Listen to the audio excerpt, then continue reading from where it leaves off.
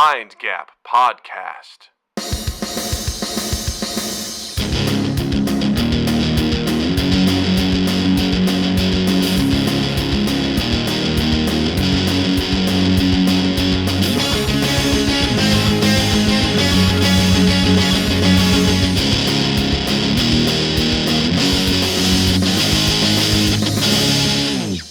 Hey, everybody. Welcome to Mind Gap Podcast. I'm Doug. I'm Justin. And Doug, real quick, what did you do this weekend? What did you take Natalie to do?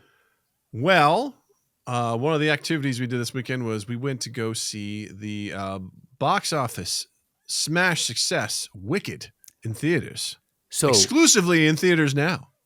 To that end, should singing be allowed in movie theaters, Doug? No.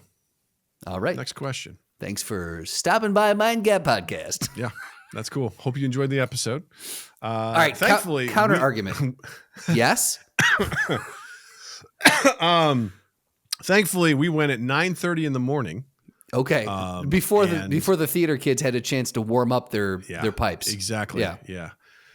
Warm up their genitals. And so that I was concerned because for a 9:30 movie, way more people there than normal.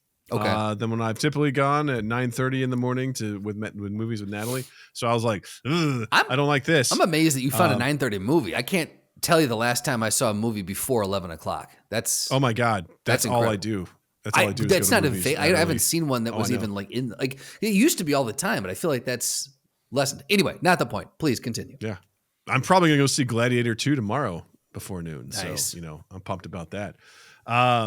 So I was concerned because there's way more people and I'm like, I don't know, man. First of all, I barely remember Wizard of Oz.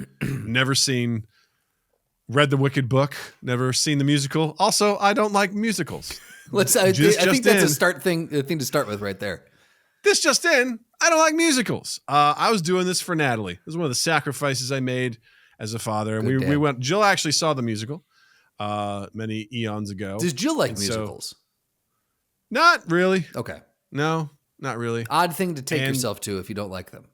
Well, again, like Jill just recently showed Wizard of Oz to Natalie, and Natalie saw the trailer for it, and she was like, "Cool, I want to see that." I don't think Natalie knew. She did like the Wizard of Oz. Okay, so much so that have you seen Wicked? There's a lot of singing. Have you seen the movie? The Wizard of there's Oz. some. Anyway, no, Beth and I are going to go see it on Thursday. Gotcha. So they're like the opening sequence, like obviously has like all of the, the world building in the movie is fantastic, and so you see like a lot of references to Wizard of Oz and things like that. And one of the references, Natalie goes, like right away. I was like, oh, that's what it is. I'm like, yeah, that's right. I don't think Natalie knew that this was like a musical. Okay, which I thought we were clear on with her. Also, I'm like, you literally just watched Hercules, the Disney movie, before we came to this. But all Disney movies are musicals. Like now, granted, those are like an hour and a half. This is almost 3 hours. And it's part one. And it's part one. So there you go. But I realized early on that she was like not looking at the screen and just like doing stuff. And like after like the intro, she like kind of turned to Jill and I heard Jill go, huh? She goes, no, you realize that's what this movie is, right? It's a musical, right? And I heard Natalie go, and I'm like, this is going to be a long one. And I was like, first of all, that's my daughter right there. And she was just like, she just was not having it. Like at one point she was just like, she was like just doing the annoying kid thing of just rocking back and forth in her seat. And I had to be like, hey, fucking quit it. Like, right. I don't like musicals, but we are also at a movie and I take this is my church. I take this seriously. Yeah. Yeah. And she's in her, she goes, I like the parts where they weren't singing. I was like, yeah, I agree. That was pretty good. But Natalie's review. Sorry, go ahead. Natalie's review of this movie was, because I told her at one point, I go, because my review of it is, I don't like musicals. I don't care about Wizard of Oz. Like, I don't hate it. I just don't. It's just whatever. Like, I had to look up the Wikipedia plot of Wizard of Oz after seeing Wicked because I'm like, I don't think I fully remember that movie. Oh wow. Like, okay. I was like, I know the general strokes of the film, but I was like, I don't know the specifics, and I feel like I missed some connections in there. And so like, whatever, I went in saying I was neutral. I was neutral for this. I'm like, whatever, it's fine. This will be fine. I enjoyed it. I thought it was good. The music was great. A bit of a slog. Yeah. That first half of the movie, I'm like, fuck me. I feel like we're not going anywhere, man. And I know she's written that way, but Glinda, Ariana Grande's character, is insufferable. Yeah. And you're right. Like that is that's the point, but yeah. Yeah. Ariana Grande, fantastic. Her character, super obnoxious, not enjoyable, not likable, and to a point where I'm like, I don't think you two would be friends. I don't think it would happen. I don't believe it. I don't believe that you two would ever like each other. Yeah. I don't agree. But it was like the set design. This is why I'm like, I'm an old man now. I'm like, the set design was amazing. Like, it's just like, beautiful. And the singing was incredible, all that sort of stuff. And at the end, I told, when we were coming home, I told Natalie, I said, hey, I mean, I got to admit, I got emotional at sometimes. And Natalie goes, I was crying at some parts because I just wanted to go home. That might be the most honest review. So hard. I immediately got on my phone and typed that to you. Yeah, I know. Because I was like, I need to capture this moment because I need to get her words exactly. I was outside stringing up Christmas lights and I had to step off the ladder because I was laughing so hard. It was amazing. Yeah, it was so funny. And I posted that to the Discord and Seth goes, best review of the season. I will trust Nat's take. I was crying sometimes because we're singing so much. It's just such an honest review. It's so true. So does she know what musicals are? And that's a weird question. I don't know how kids work. So like at her age, is she familiar with like what a musical, the concept of a musical? I think there's a difference between like a Disney musical, like a Disney movie, and something like this. Obviously, something like Wicked has some more complex, dare I say, adult themes. I don't mean that like, hey, it's sexy time. Right. But like, you've got characters that, are jealous or they're angry or they're complex. Like they like another character that's in love with someone else. Yeah. And they're dealing with discrimination and defying gravity and, all sorts of stuff. Like there's a lot of complications that I think that she just wasn't interested in. And also it's a long movie. Well, yeah. Long. And there's times where I'm like, oh my God, I feel like we haven't gone anywhere. Yeah. And I feel like this is just taking a long time. So I think in that sense, Natalie doesn't like a lot of lovey-dovey stuff. She doesn't like, a lot of romance and things like that. Yeah, right like now. it's not in her wheelhouse right now. Yeah. A lot of, there's a big chunk of Wicked that deals with that, with romance and things like that. So so there's just a lot of things. Whereas you watch Hercules, it's like, hey, I'm the strongest guy in the world. Hey, I'm doing this, I'm doing that. I even gave her shit at the end of Hercules, Hercules and the lady of the movie, like they kiss. I go, ew, gross. Because kind of tangentially noted, which I want to get back to at some point, I finished Arcane season 2 over the weekend, and Natalie, this fucking kid, watched the first 3 episodes, and then she's like, I can't handle this show. And I'm like, fine, whatever. It's fine. I keep telling her, like, it's an amazing show, and she's like, I can't do it. I'm like, whatever.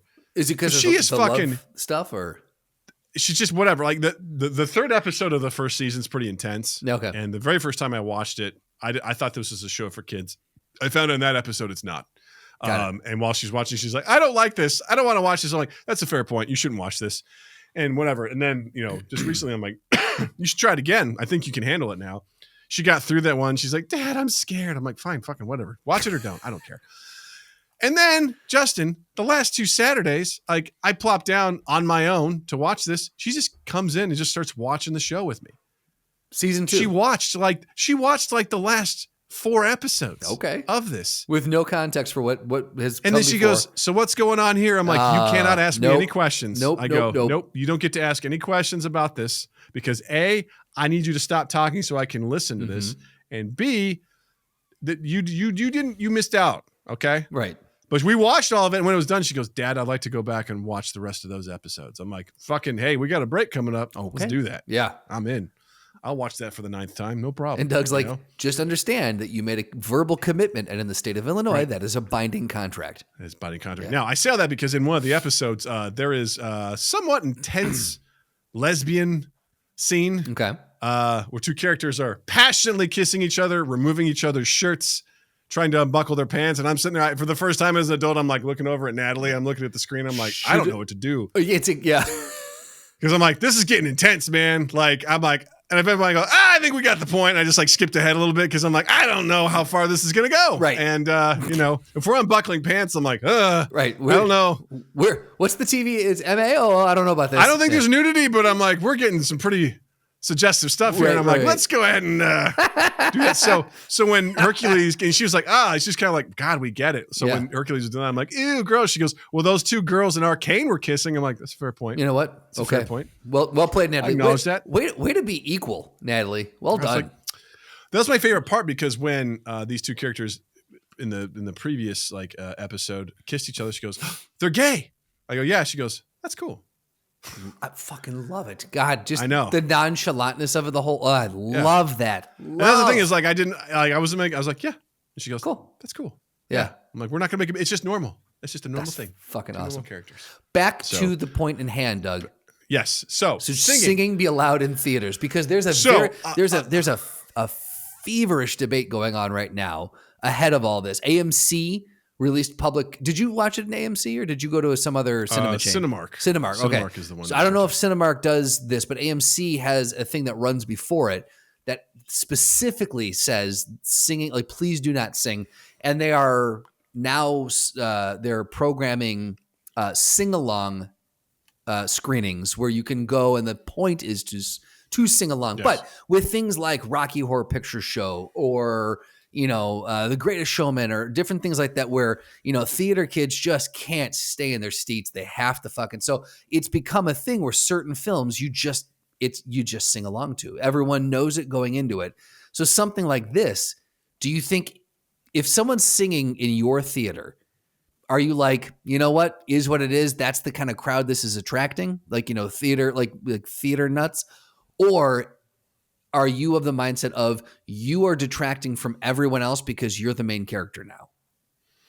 I would say for same thing. It's like with the Taylor Swift Eras Tour movie, right? Like the whole point of that was to show up, sing along, dance. It's a party, which by the way, Natalie wanted to go see that with her friends. We said no. And we turned to her after that. We go, if you thought that was bad, I go, imagine an entire show with people singing songs you don't know and being that crazy. She goes, gross. I'm like, yeah. So wait. So she doesn't really, she's not a Swiftie. She just liked the hype that was around. Right. Yeah. A lot of her friends' parents are, so they are. And so they were just like, whatever. They wanted to go see it. You'd be like, Natalie, you know how you're going to hate that. You know how this was 2 hours and 40 minutes? Tack on another 20 plus minutes of this. Yeah. It's over 3 hours. Just imagine this was what it was the whole time. Yeah. No dialogue. Yeah, right. Yeah, right. Then she goes, oh, absolutely not. Yeah, you would have hated it. So for situations like that or a Rocky Horror Picture Show where that's the point. Like the whole showing is like, we're involving everybody. We're dancing, we're dressing up, we're the whole, it's a thing. Yeah. Or it's like, the specific Wicked showings were like, welcome to the sing-along, go crazy. I have no problem with that. Any other movie, it's just like another movie. Yeah. Would you sing along to a soundtrack song that pops on where you're like, oh yeah, I love it. I love sex and candy. Yeah. I sang along to Interstellar in the theater. Yeah, right. Of course. Everyone sings along to that. And the Joker theme, yes. In Dark Knight. Just yeah.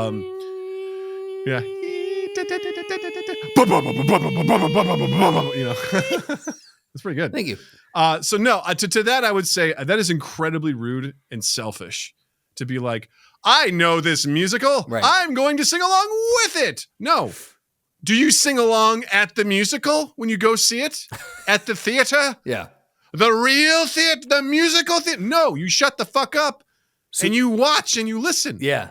So that was an interesting, there was a debate. They were talking about this on the Today Show a few days ago, and it was a hot debate around the table for morning television. But one of the people brought up that they had it on good authority that a lot of the people on Broadway love it when people sing along. Like they get it brings the vibrancy and the energy in. And I'm like, there's a part of me that can hear that argument. And there's another part of me that thinks that is very false. Like you're there to hear them sing, not, you came to watch. You know what the that sounds like? That sounds like a rumor that was perpetrated by the audience. Oh, they love it when we do this. They're like, apparently the actors love it when we do this. It's just a conspiracy, like the moon landing. It's just, everyone is in agreement that we're just going to say it. Yeah. Listen, I didn't, my brother used to get mad when I would sing in the car to like songs that we heard. He's like, I want to hear them sing. I don't want to hear you sing. And I'm like, eat my balls. Like I want to sing along to it. I don't give a shit, But it's a different venue, right? Like it's all it's in our car. It's circumstantial, right? It's like what circumstance denotes what is what's allowed. Yeah, the idea that you would sing at the top of your lungs in a movie theater, surrounded by other people, right? Not knowing whether or not because what did they sign on for? It's the dog thing we go back to. That's it's like, exactly it's cool. My dog's cool off the leash. Mine may not be cool with your dog being off leash. So don't fucking do that. Right. Like you may have a fantastic voice and you may actually be able to sing these songs. Kudos. Right. This is not your show. This is their show. Right. And also the audience didn't pay tickets to listen to you fucking sing. Right. Well, I would say greater. Keep it to yourself. Exactly. Greater good. Because then the argument is, well, I paid just as much as you did and I want to sing. This is my experience. But I would say in that instance, you have to look at what is the greater populace of this shared experience? What camp are they in? And like most of them showed up to watch this film. Most of them did not show up to do this. So if, again, they're doing special screenings for it, go to those screenings. I'm in the same boat as you that I will say as excited as you might be about this, if you go to a normal screening, this is not your time to audition for your regional theater's revival of Wicked. This is not what that is. And also it really gives main character vibes. Like that is the world revolves around me type vibes. And that bothers the hell out of me. Yeah. I didn't sign up to hear other people sing at the theater because also this was my first experience of Wicked. So right. So you were actually trying to be like, all right, what is the story? I got to follow this. Yeah. I have no idea what I was like. I have an idea roughly, but I was like, I don't know the details. So for people to come in and if I heard someone being like, I could defy gravity. I'm like, shut the fuck up. Like, I don't care that you know the words to this. Like there was a guy, he's a co-host on Pod Save America. And he basically was like, I've had a rough 2 weeks and I'll tell you this, musical theater people. If I go to this theater and you sing, I'll tell you what's going to happen. I'm going to make a scene. I'm getting thrown out. This thing's getting stopped, and I'm going to ruin it for everybody because I didn't come here to listen to you sing to this goddamn show. I don't care that you know the words. You're not ruining this for me, okay? Yeah. You're not doing it. So don't do it. You hear me? He like listed what theater he's going to. Don't do it. All right? Yeah. I'll be there at this time. Shut the fuck up. Like I love that. Here's the thing. I saw it when it was touring around. So I saw the stage production of it. I am a big fan. I love theater. I like musicals. And I am I think it's fun when there's a communally like a giant communal experience, shared experience when you go like to a Rocky Horror Picture. I do think that's fun. Yeah. But so coming from someone who appreciates it, there is a time and place for it. And I think that's the biggest thing. Like don't do it at a general showing. Go to your specialized showing and then fucking sing your lungs out and have fun. But don't do it at a general showing. Understand the rules. Just to we live in a world. Again, I feel like we're saying the same thing over and over again, but to an average movie, what are the rules? Right. Same rules apply here. There we go. Absolutely. How many more ways can we say this? I'm curious. I will say this. When I was a freshman in high school, summer before my freshman year, I think, I went to this academy called the Baldwin Academy. And I took a Shakespeare class and we went to Chicago to see a Shakespearean production. And during one of the song interludes they played, there's a reason why I sang Sex and Candy. It's because they played Sex and Candy. I sang along to it. And the professor turned to me and gave me a look that I will never forget. Yeah. It was essentially like, shut your fucking mouth. Like, you are embarrassing me. You don't sing it. And it was very loud. Yeah. The song that was, but I was like, smell sex and candy. He's like, no. Not now. I'm like, okay, not ever. Understood. He's like, we are at a Shakespeare show. You shut your fucking mouth. Okay. Bill Shakespeare did not. This is not the environment he was setting up. Not today, Not sir. today, sir. Not today. And I was like, my bad. But I was also, I don't know, 13. Yeah. 14 years old. So, hey, if you're 13 or 14-year-old, that's fine. Regular adults doing this, go fuck yourself. Yeah. Go fuck yourself. And that's let us know what you think. Singing in theaters, allowed or not allowed? There's only one right answer, so choose wisely. Cucks. Yeah. And let us know. Did you see Wicked? What'd you think? I'd love to hear your thoughts. So, big swing emotions between those two. When I got done with that, I was like, I don't want to wait a year. I'm just going to read what happens.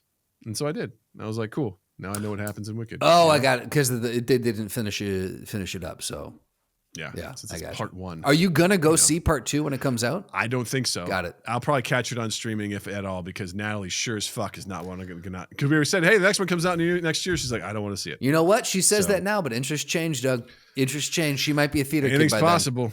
Anything's possible. If she last thing on this, if she again interest changing and such, if she somehow catches the bug and leans hard into being a theater kid, you gonna handle that okay? Yeah. Okay. Absolutely. Well, because she's doing musical theater now at school. And I told her, I go, what you're doing, I go, this is the ultra professional version of that. Right. I go, you really, because she has like a performance in December, and she did one before too. I go, you realize that's what this is, right? Like, are they actually doing plays, or is it just like a concert? It's like a high school musical, like, buffet of stuff that they're all doing. Okay. And they have lines and they sing and they do choreography, and that's why I said, choreography. Choreography. He'll get there. I was like, no, he'll that's get not right. there. And so I'm like, you realize like this is that like amplified by like a million. Yeah. Like this, people are super really good at that, and this is what they're doing. And I don't think she really connected. Even when I said that, I'm like, whatever. We'll see where she's at next year. I'm holding out hope. Yeah. Quick note too. Also, trailer before the film, live action. How to Train Your Dragon. Yes, I did see. What are we doing here? I don't know. What are we doing?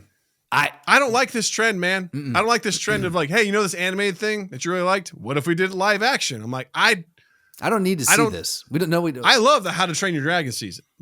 And Natalie was like, oh my God. I was like, yeah. What they showed in the trailer, I'm like, oh yeah, this is like shot for shot. That where he puts his hand up to the dragon's snout, and it's the exact Toothless looks same. exactly like he does in the animated. I'm just like, why are we doing this? I don't understand why we're doing it. Just tell Natalie that they're singing in it. That's. I will say, super cool. Gerard Butler's playing the same character. That's pretty cool. Right. Like, but I agree. I don't understand why I know why the trend. I mean, you're milking as much as you can out of the IP. That's quite simply what it is. Every movie, every theater, every studio rather in the world is trying to figure out how to navigate the changes that Hollywood is going through. And the only thing that they can come up with is either sequels or live action remakes of the thing that we've already done that people love. We're remaking stuff is what it is. 100%. I don't know, man. Like, they're all struggling and scared beyond belief with how things are changing. I just don't. There's so much more you can do with animation than what you can do in live action. So I feel like you're putting yourself at a huge disadvantage by being like, let's take this thing that's animated and beautiful and awesome, and now we're going to almost like hamstring ourselves by being like, here we are in real life. I'm like, but how much of it, you got to ask too, how much of it is live action? Because most of it's CG. That's what I'm saying. It's not stuff, like you can still do the crazy stuff because it's not like most of it's not live action. You're just you're rendering it in a computer. And it's like, everything makes sense in that, CG world of the original. It's not going to feel the same. And like already, I'm looking at it and being like, I don't know, man. This doesn't sit well with me at all. Well, because how many was there 3 animated? There's 3. Yeah. So again, the direction we're going. If it does well, they'll if it doesn't. They're probably going to do it. I mean, I don't know. I mean, money wise, it's got to do something, but I'm like, they have the same fucking music, which is badass. Don't get me wrong. It's badass music, but I'm like, I don't know, man. Like, what is, it started with Disney being like, what we're going to do? We're going to do a live action thing of our stuff. Right. I saw the Snow White trailer too, and I was just like, ugh. This doesn't look good either. It just gives me a big old ball of and some people may be super excited if Snow White's your bag, or if any of these films you're like, you may be real like, oh, finally I get to see live. Again, like you said, there's so many other, I will say, so Drew and I put out a call to, on one site, we put out a thing that said, hey, we're looking for scripts. We want to read a bunch of scripts and, potentially option one and see if we can help get it made by some, writers that aren't ourselves, and maybe some voices that don't, that maybe we can help amplify. And two dorks putting one fucking post up on one website, we got over 450 scripts that poured in, and we had to shut it. We're like, cool, that's all we can take. We're never going to be able to read all of these. Like, we've made it through a few, but it's a mountain of fucking scripts. And so don't tell me there's not good ideas out there. Like, that's one post on one site by two just nobodies. So there are fucking ideas galore out there. Put some fucking money behind that. I feel like that's insulting to the whole industry to be like, what we got to do? Let's do like a different animated Lion King. Right. Like, let's do CG kind of realistic. And not only that, let's do a prequel to it now. Right. Let's call it Mufasa. Yeah. It sucks. It fucking sucks. And it's like, oh, you know what? We're going to do a live action Moana. I'm like, why? That seems like a terrible idea. Again, just like animation allows you to do so many fantastical things. I'm like, and now we're going to try and ground it in some degree because there's going to be people in it. Yeah. Yeah. Because it's going to be people surrounded by CG stuff. I'm like, I don't think we need to do that. Yeah, that just seems lazy. More green screen movies. That's all it is. Like, yeah. And as much as you and I, and it sounds, counterintuitive because you and I both love the phase 1, 2, and 3 of the Marvels so much. And that was all just actors against green screens. But at the same time, those were good. So fuck off.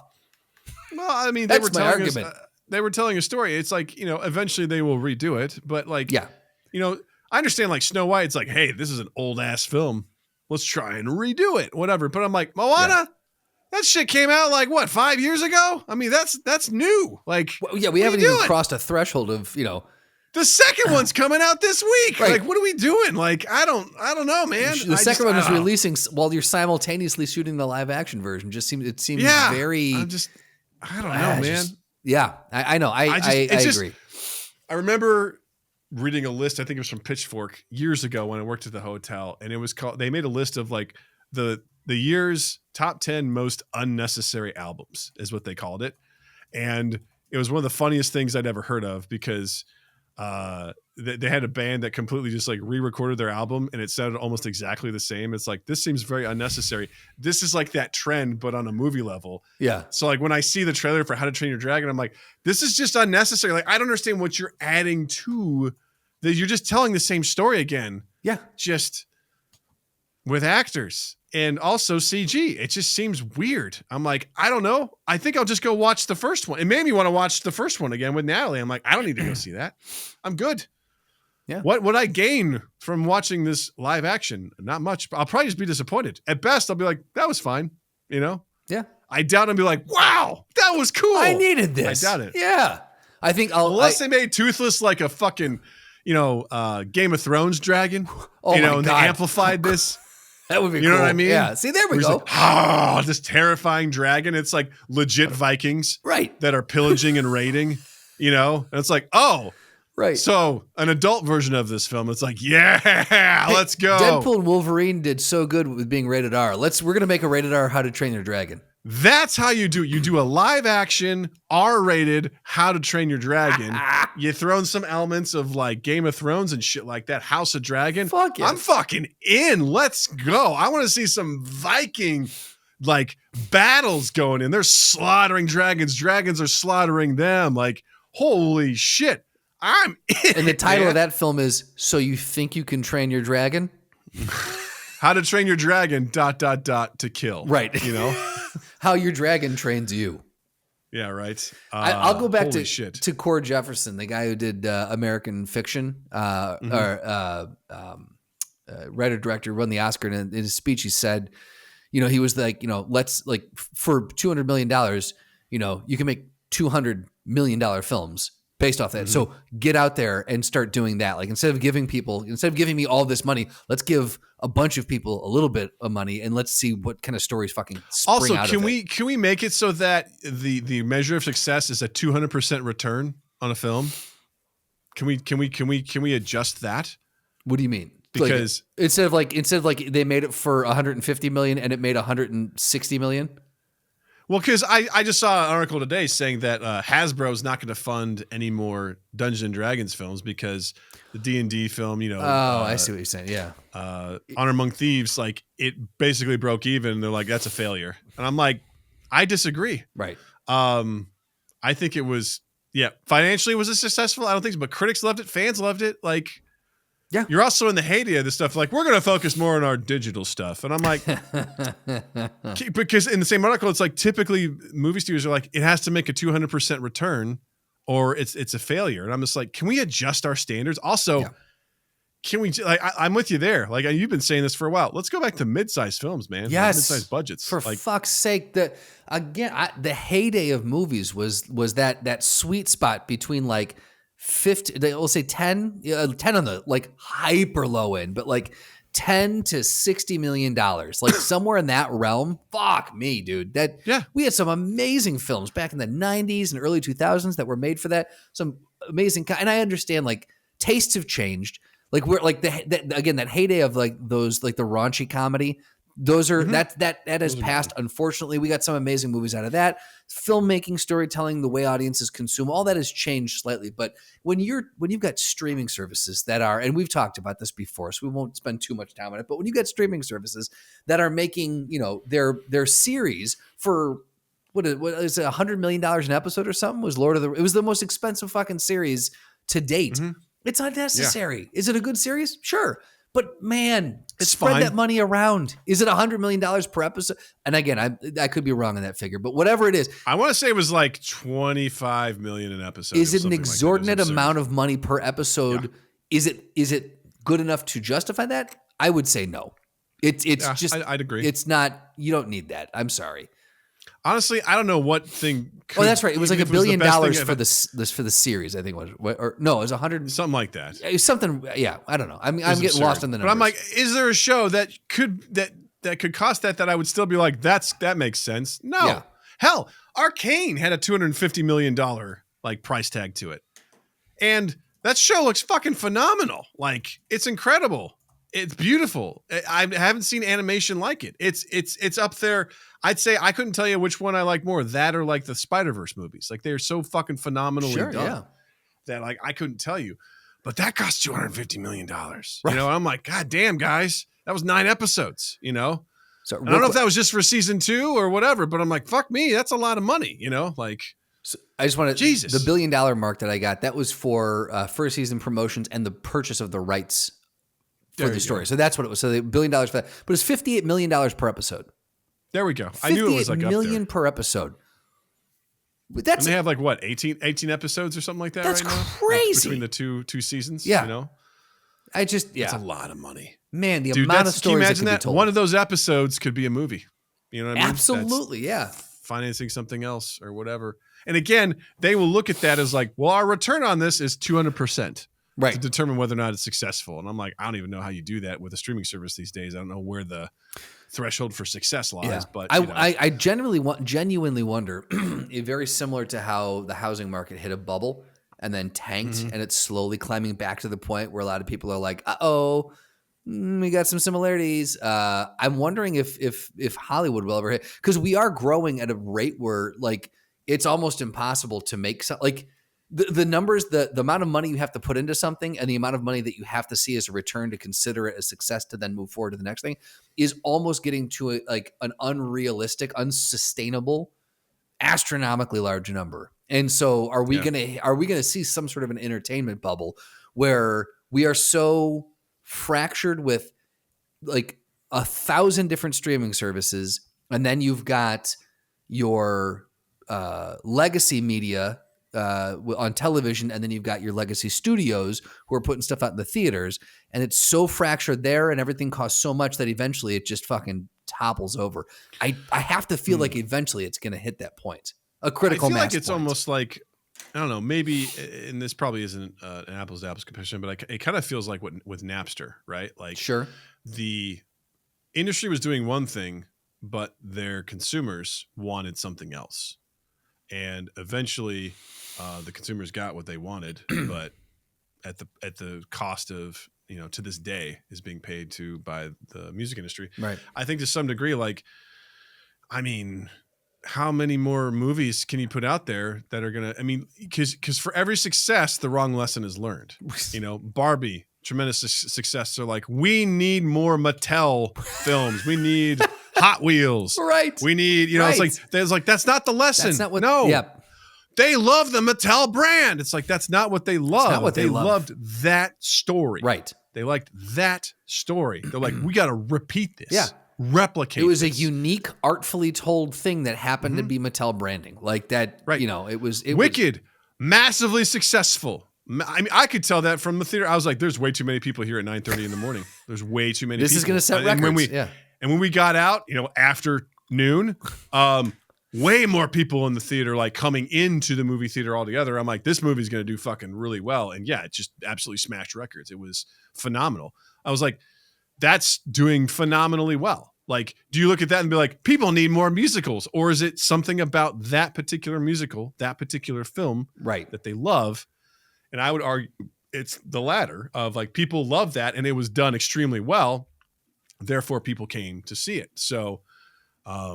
You know what they'll do? They'll probably be like, what we need to do? We need to do an animated version of this. That's exactly. Yep. Or we're going to do Wicked the series, and we're going to explore a little bit more in depth how we're going to do even more prequel stuff. Right. Let's really get into her adolescent years before she went to the school. Fuck it. Let's go all the way back. Let's see, how did the wizard get here? Which we already did in a movie that didn't do very well. Who was the wizard's James parents? Franco and Mila Kunis. Oh, that's right. I forgot about that. Yeah. Holy shit! I forgot about that film.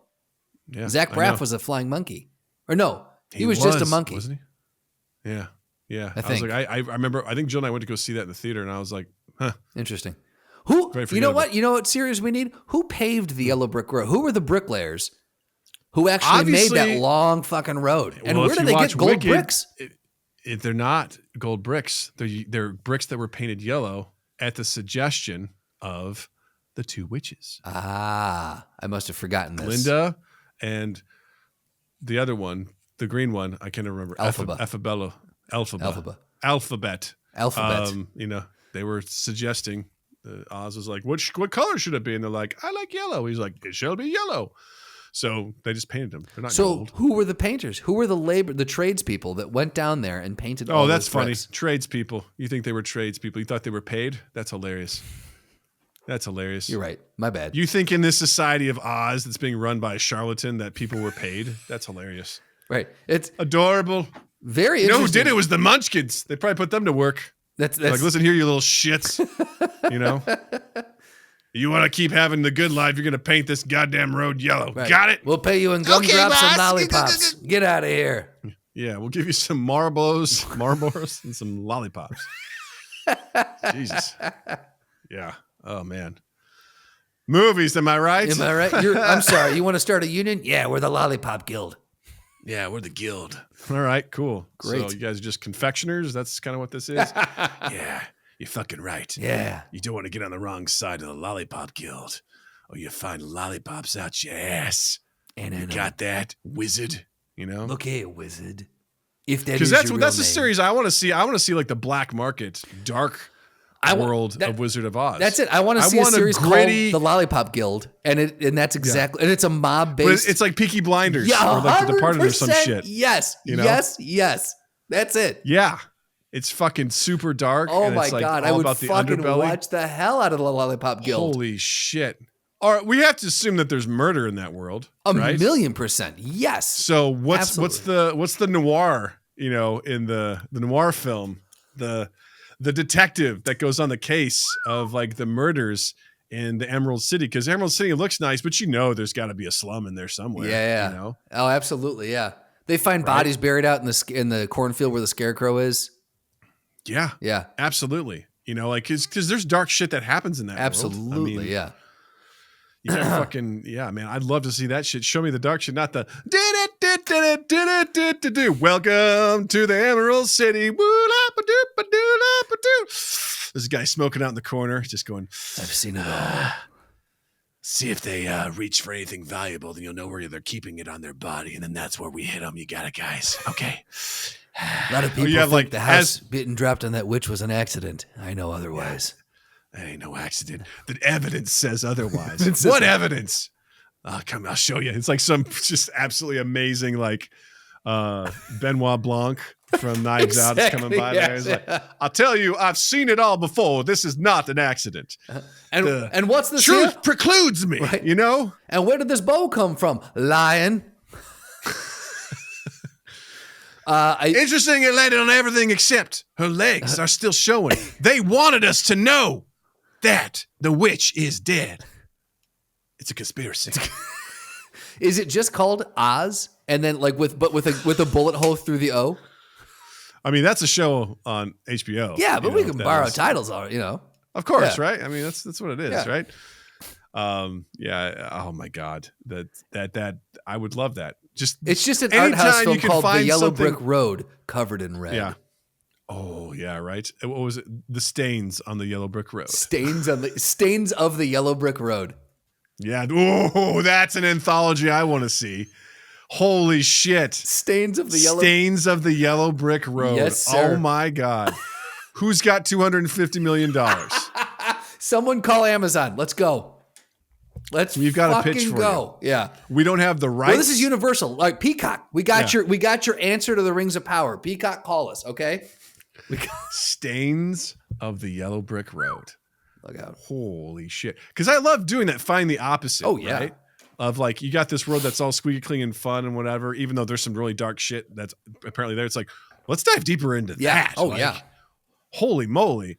And same thing, if everything's super dark, you're like, there's got to be a bright side in all this, right? Like, you know, like you go to the Death Star, there's got to be HR in there somewhere, you know, which we've talked about ad nauseum. The thing that blew my mind, and I didn't realize this, was because I was looking up, I did that thing where like you and I always do, we fall down the rabbit holes and like way over research something that so I didn't realize that because the original Wizard of Oz was on TV, we were watching it, just like flipping through. And when the witch gets the house dropped on her and the Wicked Witch comes in and Glinda's there, she references like she references some other areas of Oz, and I was like, wait a second, I've never figured out. So I looked it up, and there's a whole map. There's the north, the east, the south, the west, and Emerald City is in the center of this. And there's like a princess that Glinda is responsible for protecting in the south, so she's the witch of the south. The Wicked Witch of the East was the one who's like, and like, there's this whole lore. There's apparently she lorded over the East one, lorded over the Munchkin land. Yeah, like because you know. And there's a whole there's I guess there's like, and I'm making up a number, but like 14 books or something like that, or 10 books in the Wizard of Oz franchise that he like goes deep into. Like we meet the princess that Glinda's like protecting in the whole 9 yards. So. There is, you know, all of this, but like, look at the map. There's the Similarian of like the Wizard of Oz. That's exactly, you know? yeah. It's J.R.R. Tolkien. Valar created Oz and sent forth. Or no, the wizards, you know. Exactly, yeah. It's just, it's an insane. It is like a Westerosi type, like Game of Thrones. It's this huge like mythos that's there. So let's look at the map and go, what haven't we touched yet? What do we need to see? Did you ever watch Return to Oz, the sequel to Wizard of Oz? No, is that a real movie? Fuck with me? It is a real movie. No. I remember watching it as a kid. Return I remember to Oz. It being very fucking disturbing. Because I think there's like some sort of witch that steals people's heads and shit like that. Oh my God, right? The fucking pumpkin head. Wow. That's a core memory just got unlocked for me. Holy shit. Right? I don't remember shit about that film except certain images. I know there's the guys that are like on the wheels. Yes. Like the tin can, like it's like a copper, like rounded domed guy. Yes. Holy shit. Yeah. It's on Disney. And you can watch it on Disney. Yeah. And there's the witch in there. Like she collects heads. Like, that's there's like a whole like trophy room of all these different heads, and she puts on those different heads, and then like she can do whatever. And I was like, yes, I'm like, it's right? a picture of her holding the head next to her, like, and she can she swaps it out. Yeah. Holy shit! I fucking forgot about this. This had to have come out right around the same time as the Labyrinth, because like this feels like a very David. It's got that vibe to it. Yep, absolutely. And then there was the other one. Was it Michael Jackson? Was it called Oz? It was The Wiz. The Wiz. Yeah. Yeah. So like, this we've explored things, but I feel like you and I could come up with a couple real humdingers that we could just knock out of the park here. I'm saying, inspired by Love, Death, and Robots and Secret Level, it's like Stains on the Old Brick Road, like all the dark stories that happen, just short stories that happen in the world of Oz. That's fucking wild. I'd watch it. You know what I mean? I'd watch the shit out of it. I'd be like, okay, I love it. I love a creative spin on something like that. Yeah. It's like, all right. Okay, motherfucker. Okay. I hear you. Okay, motherfucker. All right. Well, we've successfully talked talked ourselves out of any other topics we're going to do. So I think it's time to, let's just do it. Flip the switch, baby. Oh God. Let's hit it. It's buried. Here we go. You got the questions, we got the answers. All you do is ask. Practical, practical, practical, practical, practical, practical, practical. Ask Practical Doug. It's been a minute. Been a minute since we were here, but we're back. Yes. We're back in it. So ask Practical Doug if you've never been here for this. Practical Doug is a tiny Doug that lives inside of large Doug. And he helps guide Doug through all of life's quagmires, its questions, its quandaries. And he guides Doug in a very, very pragmatic way. And sometimes we are blessed with the ability to ask Practical Doug things. And today we're going to ask Practical Doug a question. Now, if you would like one might argue this is the second Ask Practical Doug, because the first one is, should you be allowed to, sing in a movie theater? So you're getting a twofer. This whole episode is just one giant Ask Practical Doug. Yeah, that's basically what it is. And you're welcome for that. So on social media at MindGap Podcast, you can ask us there. If you go to our Discord, you can join our Discord and hang out with some really fucking cool people. Real fun community there. But there's a channel dedicated to asking Practical Doug questions. And if you ask a good one, you might hear it actually answered on the show. So get to it, get to asking. But today we found a fun one from our go-to source. It's the subreddit Am I the Asshole? And Doug, Matthew-1991, I'm guessing we know about this person's age, says, am I the asshole for taking a baby to an upscale restaurant? I read that title and I was like, whoa, boy, this is going to be a journey. And here's the thing. I feel like that question easily could go either way. So I know, that's why I'm like, my initial thought is yes, but I don't have any information. So, exactly. So this is a little bit of a long one, but here's the journey. We wouldn't have done this if we had any other option. The reservation was planned in advance, and we chose the earliest time possible and a less busy day of the week to avoid disrupting anyone. The dinner, so that's a bonus. The dinner was with my in-laws. Time out. Yes. Time out. You notice they didn't say the time and they didn't say the day. Okay. I think that's suspicious. So we're leaving those out. Okay. So the dinner was... You could just say, we went on a Tuesday right. at 4, but they didn't say that. So anyway. They went out of their way to explain the times without saying the times. I got you. I'm feeling it. Okay. So the dinner was with my in-laws as we decided to visit my family out of state for Thanksgiving and wouldn't see them for the holiday. The problem started when our new nanny, who had agreed to stay a little later for the night, called in sick for the day of the reservation. With no backup plan, we decided, so he's already placing blame. All right. Note that. With no backup plan, we decided to bring our 4-month-old son along. 4 months. Okay. We were prepared. We brought everything: his stroller, carrier, toys, and a bottle. We brought 4 things. At first, things were fine.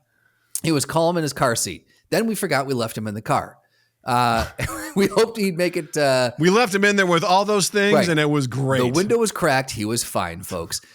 He was calm in his car seat. We thought he'd make it through dinner without issues. But 20 minutes in, everything went downhill. He started crying nonstop, only calming down if I held him while standing up. The moment I sat down, or when my husband tried holding him, he would scream and cry. Big turn there. I thought that we were... Matthew 1991. I thought this is from the dad's point of view. Okay. So yeah, from the mom's point, or maybe, I don't know. Maybe it's not them. Maybe it is 2 dads. How dare you, Justin? Sorry. We're progressive here. Be more like Natalie. We tried taking turns walking with him near our table to avoid disrupting others. That worked briefly, but soon it wasn't enough. He continued crying, so we alternated stepping outside into the freezing cold to calm him outside. He was perfectly happy. Back at the table, cycle started again. By this point, I think at this point, the baby's the asshole. At this point, the dirty looks were constant. I felt like every pair of eyes in the room was on us, whispering about us. I barely had touched my food.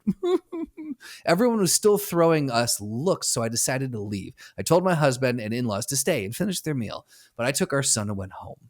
The experience made me feel awful.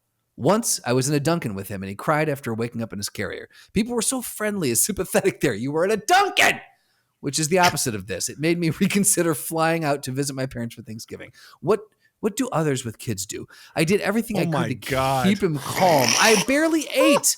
I was dizzy with low blood sugar, and I left before the meal was over. But the looks we got made me feel like I shouldn't have been there in the first place. Am I the asshole for trying to make this work by going out in the first place? Oh my God. Well, listen. A lot to unpack here, Doug. When I can't tell you when we took Natalie to eat, but I don't think it was for a whole fucking year at the very least. And was it to an upscale restaurant? It sure as shit wasn't an upscale restaurant. Was it halal, guys? No, it was probably 11 City Diner. Exactly, where we took her or something like that. Because I was like, this is the thing. When you have a child like this, you understand things can go tits up for no reason. Real quick. At all. Right. Like, none of that. It's like, just like, to me, as Practical Doug, taking a child that's young out anywhere is a fucking chore. It is an absolute chore. Right, I remember all the shit we would haul with us. Like your stroller, the carrier, toys, and a bottle. You're talking like change of clothes, diapers. Yeah. If you're staying the night, you got to have a pack and play. There's just infinite amounts of stuff that you have to bring, and it's fucking exhausting. The idea of going to an upscale restaurant in a situation like that is absurd. Yeah. It's absolutely absurd to me to be like, yeah, this is a good place to try this out. You don't know. You don't know what.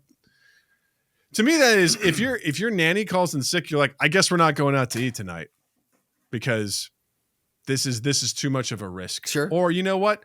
Fucking stay home. Order in some good food. You can order in. It's maybe not a full upscale, but you can order in some nice food and just stay in and eat. Or get some shitty fucking food. Cook something. Get some Chinese, man. Get some good, like just.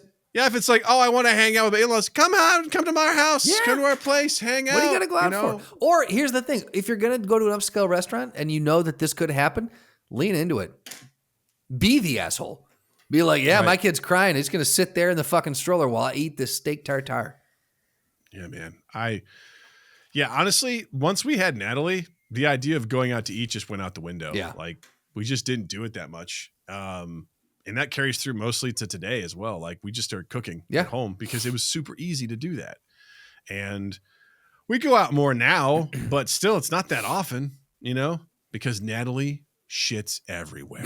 To this day. It's just to this day. Down her leg. It's just somehow it's in her hair. I don't know how. Everywhere. But even when she was good enough to go out, it was just like, then it becomes like, are they patient enough to wait through all of it? I mean? Even when they're aware of what's going on, they get bored. Absolutely, yeah.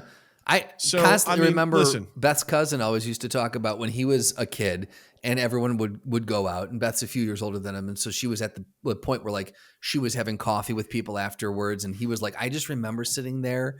He'll tell the story all the time. He's like, I remember sitting there and all of you fuckers ordered coffee. And I was like, no, this is extending the time we have to sit at this table. Why are you doing this? There's coffee at home. I watch you make it every morning. Just go home and have coffee. Yeah. And it's true. Like, it's like, I remember sitting at the table and these adults, one more glass of wine. I'm like, why? Like, I have no other one to talk to here. Yeah. I'm a child.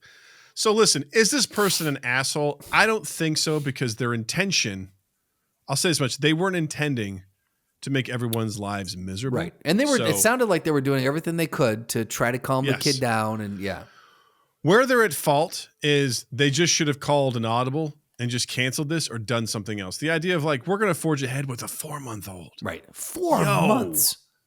Yo, that is, I'd say even with a 4-year-old, you might be rolling the dice. Like, 100%. Yeah. 4-month-old to be like, yeah, they should be fine. I don't know what their nap schedule is or whatever, but man, those babies, they are fucking sensitive. Obviously, they're like, I handed it to my husband and he fucking hated that. And if I was standing, they were fine. But when I sat down, they were pissed off. It's like, yeah. Right. Are they not like that any other time? Right. Like this person lacks self-awareness and social awareness and a lot of other that stuff. So I don't know. Calling someone an asshole, I think that involves intention. I'd say this person's clueless. And I think that was a bad decision. And hopefully they'll learn from this. It was also kind of selfish in a lot of ways too. They're like, you know what? We still want to go out to this reservation. We still want to have this thing. I'm like, man, as a parent, in my opinion, you're like, that fucking shit goes out the window. Right. You're like, oh, I mean, nothing will teach you how to improvise quicker than being a parent, right? That, or you just realize, hey, guess what? This isn't that important. We're just going to stay home. Right, exactly. Like it's more important that we don't try to do this because it's so much work with so little payoff. And such undue stress, right? Like, right. Yeah. Because I don't know what this again, the kids and naps, it has to be like clockwork. Yeah. You got to get that shit down. I have no idea if this threw this kid off or whatever, Sure. but I mean, I don't know. So you're are saying you an asshole? Not an asshole, but a butthole. You're a clueless butthole. You know? It is decided. Yeah. Clueless little butthole. Whew. That's a stinky one. All right. Well, Justin, what do you have to recommend this week? So in my ongoing series, I'm late to the party. I am going to recommend from M. Night Shyamalan the movie Split. I thought it was a fantastic movie. It had been one of those movies where I'd wanted it on my list since it came out. I remember seeing the trailer for it and being like, this looks awesome. And then just decades passed by and I was like, nope, I haven't seen it yet. It was a really good fucking movie. And the thing that James McAvoy should teach a masterclass in acting, like the fact that he was able to play like, I know they said he had like 23 personalities or whatever it was. I think we got to see maybe 7 to 10 of them. That was incredible. Like it was a thriller. It was like a horror element, but not too horror. I was just all around top to bottom. I thought it was a really fucking fun movie. And again, if you like acting and if you want to kind of geek out around the craft a little bit, McAvoy puts on a fucking masterclass. So how fun. I remember seeing the trailer for that. I'm like, as an actor, that's got to be a role. You're like, oh, this is going to be fun. Just sink your teeth into it. Yeah. Just to be like, look at all these different characters I get to play. Absolutely. Fun. Yeah. Did you see it years ago? I haven't seen it. You've never seen it. Okay. Gotcha. No. I would recommend it. I think when it came out. I think you would like this one. I would not recommend, Unbreakable was I thought it was good. It wasn't bad. This one I thought was fun or was really good. And I don't think I'm going to be watching Glass. So yeah. But I would recommend Split if you're looking to kill some time. I've seen Unbreakable. It was pretty meh to me. Yeah. And then whatever. It is. Anyway, I'm not Shyamalan. It's either good or bad. Exactly. It's a big swing and a hit or miss. Yeah. Doug, what do you got? Yeah. I mean, I'm going to recommend Arcane season 2. I don't think it's as good as season 1, but as far as telling a story, and just visually, fucking, this is they have the thing in storytelling. It's the show, don't tell, and they put on a fucking masterclass of that. They do these little.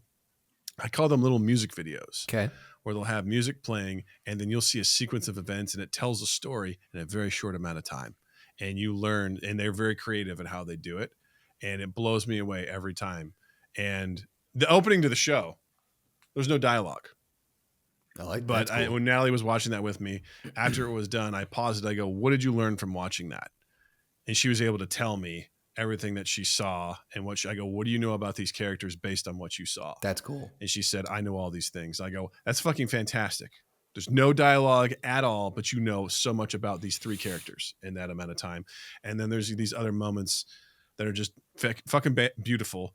And there's some stuff that I think the second season felt a little short in some ways, sure. But overall, I think it's a fantastic show. Like it's totally worth a watch, and I highly recommend. Maybe I'll have to check this out. You've never recommended it to me, so I'm glad this is the first time. To see, a little bug in your ear. Just check it out. All 2 seasons are out there right now. There'll be more, but they're not going to be direct continuations of the story. It's going to be exploring the wider League of Legends universe. Okay.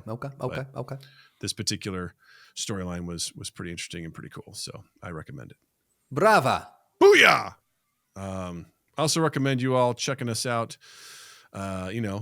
wherever you're listening to your podcasts. That'd be great. Check us out there, rate and review us. And then also check us out, youtube.com/mindgappodcast. Hit the like button, hit the subscribe button, leave us some comments, what you think about whatever.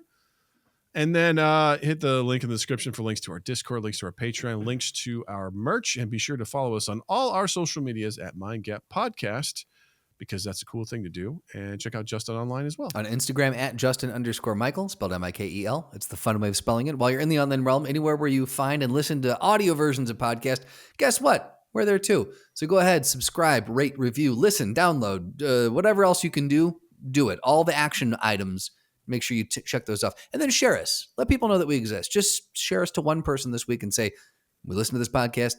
They think they told me to do this. And you know what? Say that, you're under direct. We forced you to do this. This was not your choice, but because you were forced to do it, you're obligated to. And that's all we ask. And just, and you won't get hurt. We promise. Maybe. 2east8th.com, 2east8th on all social media, loveitimprovfilm.com, and loveitimprovfilm on Instagram. Woot woot. All right, gang. Thanks for listening. Have a wonderful Thanksgiving. And with that, I'll say, Justin, thank you. Doug, I give thanks to you.